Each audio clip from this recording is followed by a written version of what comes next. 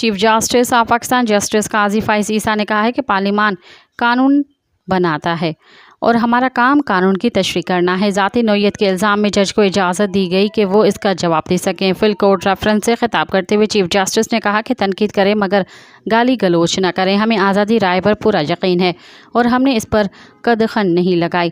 پارلیمان قانون بناتا ہے اور ہمارا کام قانون کی تشریح کرنا ہے۔ اگر سمجھیں کہ قانون آئین کے برعکس ہے تو اسے روک دیں۔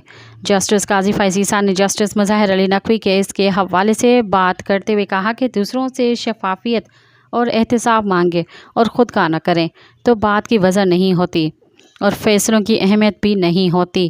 ہمارے جج پر الزام لگائے گئے، جوڈیشل کونسل نے کارروائی کی اور ان کو برطرف کیا گیا۔